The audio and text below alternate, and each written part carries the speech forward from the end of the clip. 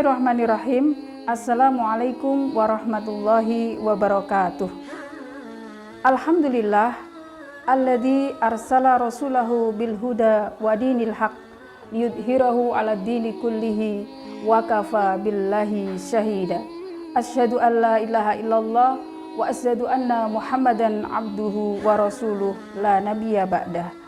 Pemirsa Aisyah ID yang dirahmati Allah, marilah kita bersyukur kepada Allah atas segala nikmat, karunia, dan hidayah sehingga kita bisa berjumpa dengan bulan yang penuh berkah, ampunan, dan rahmat.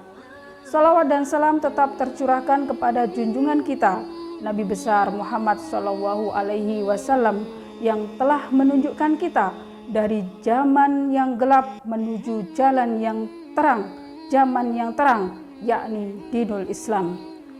Pemirsa Aisyah ID yang dirahmati Allah, bulan Ramadan adalah bulan kesempatan kita untuk memperbanyak ibadah dan amalan-amalan sunnah untuk meraih pahala yang banyak serta ampunan atas segala dosa.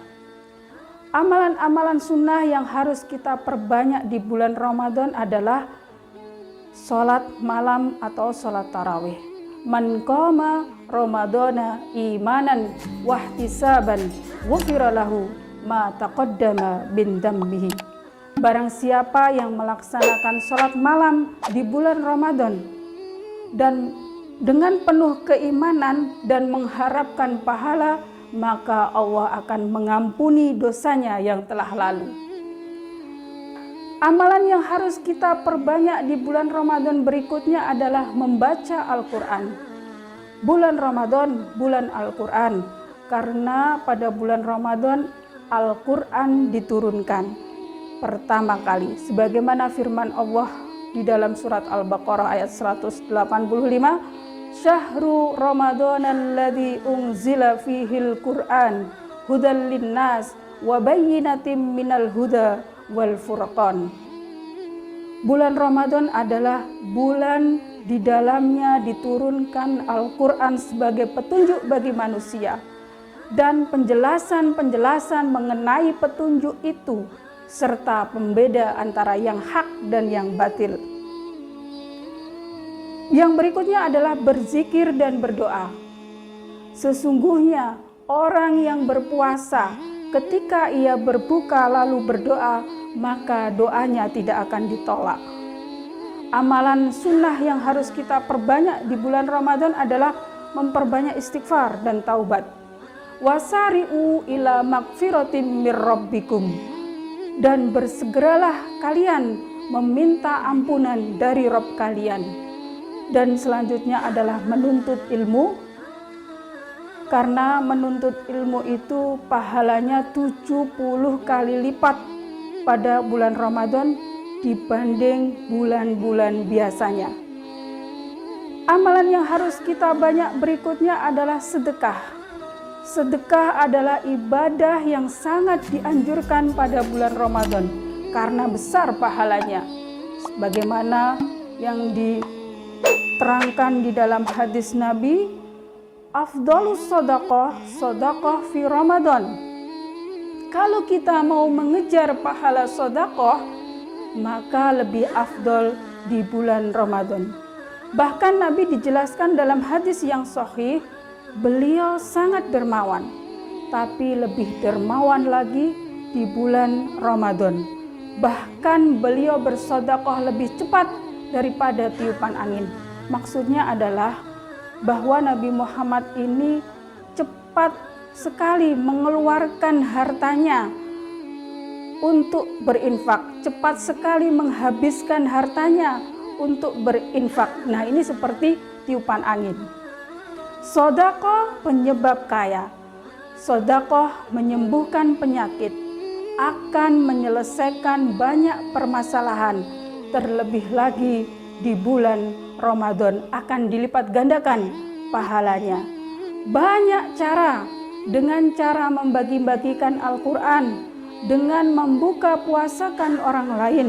Bahkan membuka puasakan orang lain kita akan mendapat pahala puasa. dari orang tersebut. Kemudian membagi-bagikan bahan pokok kepada fakir miskin, maka sedekahlah saudaraku. Dan sedekah ini tidak mengurangi harta. Ma naqasat shadaqatun min malin.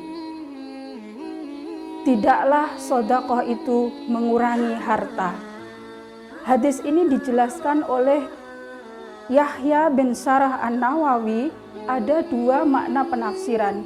Yang pertama, harta kita akan diberkahi, kita akan dijauhkan dari mara bahaya.